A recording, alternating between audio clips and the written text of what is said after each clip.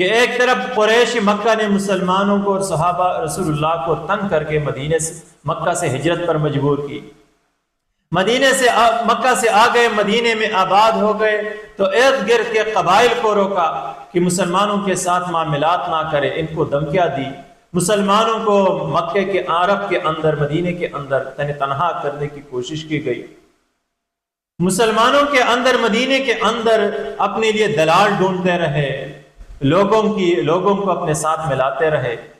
اور پھر یہ مشرکین مکہ مدینے کے اندر بااثر لوگوں کو دھمکیاں دینے لگے اور مسلمانوں کے خلاف اکسانے لگے۔ یہی مشرکین مکہ تھے جنہوں نے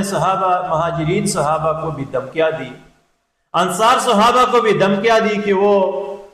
مسلمانوں کو انہوں نے پناہ دی، مہاجرین کو پناہ دے دی۔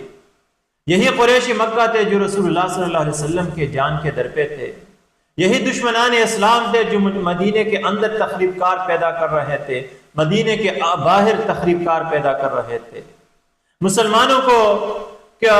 اس حوالے سے مشرکین کی سرگرمیوں کی وجہ سے ارد گرد کے قبائل بھی مسلمانوں کے حوالے سے دلیر ہو رہے تھے، مسلمانوں پر حملے کے سوچ رہے تھے۔ لہٰذا یہی وہ حالات تھے جن کی بنیاد پر رحمت للعالمین کو، دائی امن کو، پیغمبر خدا کو تلوار اٹھانی پڑی اور میدان جنگ میں اترنا پڑا۔ اس میں ہمارے لیے بڑی رہنمائی یہ ہے کہ دشمن کے خلاف تلوار فقط صرف اس وقت نہیں اٹھانی پڑتی کہ اگر وہ آپ پر حملہ کرے، ٹینک کے ذریعے، توپے کے ذریعے سے، اسلحے کے ذریعے سے۔ محض میدان جنگ میں دشمن کا مقابلہ نہیں، بلکہ اسلام کی یہ تعلیمات ہے کہ جو دشمن خدا، دشمن رسول، دشمن اسلام اسلامی ریاست کے اندر تخریب کاری کی کوشش کرے، دلال پیدا کرنے کی کوشش کرے، کسی کو دھمکیاں دے دے، آپ کو بین الاقوام میں، عالمی برادری میں تنہا چھوڑنے کی کوشش کرے، آپ کو نقصان پہنچانے کی کوشش کرے، تو یہ ایک قسم کی طبلی جنگ ہے، اعلانی جنگ ہے، اور ان کے خلاف مسلمانوں کو کارروائی کی اجازت مل سکتی ہے۔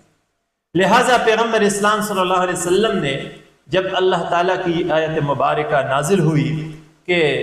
اذن للذین یقاتلون بانہم ظلموا وان اللہ علی نصرہم لقدیر، یہ آیت مبارکہ جب نازل ہو گئی تو رسول اللہ صلی اللہ علیہ وسلم اور مسلمانوں نے اب میدان میں اترنے، عسکری کارروائی کرنے، جہاد میں نکلنے کی تیاریاں شروع کی۔ رب کائنات سے دعا ہے کہ ہمیں سیرت النبی صلی اللہ علیہ وسلم کو اور پیغمبر اسلام صلی اللہ علیہ وسلم کی پالیسی اور سیرت کو سمجھنے کی توفیق عطا فرمائے۔ وآخر